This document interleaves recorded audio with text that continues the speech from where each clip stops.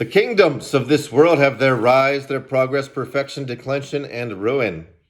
And in these things the kingdom of Christ bears some resemblance to them, excepting that it shall never have an end. Its rise was small at first, and it has passed through many revolutions in various ages. It was first founded in the family of Adam, but in about 1,600 years, the space between the creation and the flood, it was almost demolished by the wickedness of the world, and at length confined to the little family of Noah. After the flood, the world soon fell into idolatry.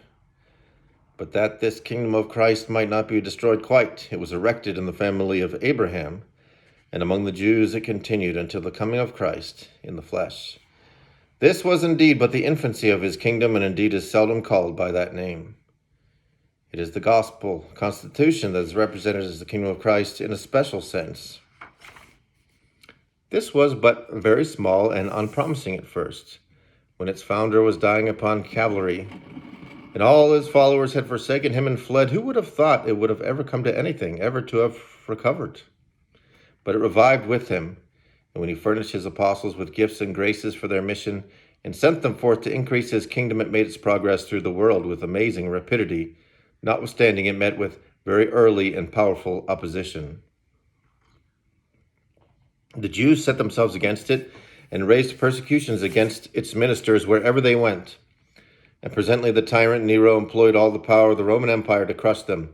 Peter, Paul, and thousands of the Christians fell a prey to his rage like sheep for the slaughter.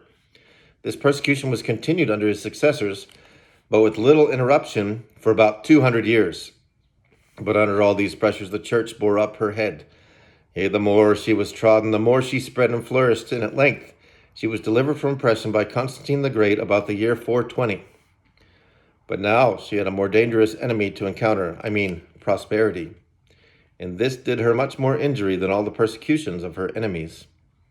Now the kingdom of Christ began to be corrupted with heresies. The ministry of the gospel, formerly the most dangerous post in the world, now became a place of honor and profit. And men began to thrust themselves into it from the principles of avarice and ambition. Superstition and corruption of morals increased, and at length the Bishop of Rome set up for universal head of the church in the year 606. And gradually the whole monstrous system of popery was formed and established, and continued in force for near 1,000 years. The kingdom of Christ was now at a low ebb, and tyranny and superstition reigned under that name over the greatest part of the Christian world. Nevertheless, our Lord still had his witnesses. The Waldenses and Albigenses, John Huss and Jerome of Prague, and Wycliffe in England opposed the torrent of corruption until at length Luther, Calvin, Zwinglius, and several others were made the honored instruments of introducing the Reformation from popery, when sundry whole kingdoms which had given their power to the beast, and particularly our mother country, shook off the papal authority and admitted the pure light of the gospel. Since that time, the kingdom of Christ has struggled hard. It has lost ground in several countries, particularly in France, Poland, Bohemia, etc., where there once were many Protestant churches, but they are now in ruins. And alas, those countries that still retain the Reformed religion have too generally reduced it to a mere formality, and it has but little influence upon the hearts and lives, even of its professors. Thus we find the case remarkable among us. This gracious kingdom makes but little way in Virginia. The calamities of war and famine cannot, alas, draw subjects to it, but we seem generally determined to perish in our rebellion rather than submit. Thus it has been in this country from its first settlement, and how long will it continue in this situation is unknown to mortals. However, this we may know, it will not be so always. We have the strongest assurances that Jesus will yet take to him his strong power and reign in a more extensive and illustrious manner than he has ever yet done, and that the kingdoms of earth shall yet become the kingdoms of our Lord and of his Christ. There are various parts of the heathen world where the gospel has never yet been, and the Jews have never yet been converted as a nation, but both the calling of the Jews and the fullness of the Gentiles you will find plainly foretold in the 11th chapter of the Romans. And it is, no doubt, to render the accomplishment of this event the more conspicuous, that the Jews who are dispersed all over the world have by a strange, unprecedented, and singular providence been kept a distinct people to this day for 1,700 years. though all other nations have been so mixed and blended together, who are not half so much dispersed into different countries, that their distinct original cannot be traced. Posterity shall see this glorious event in some happy future period. How far it is from us I will not determine, though upon some grounds I apprehend it is not very remote. I shall live and die in the unshaken belief that our guilty world shall yet see glorious days.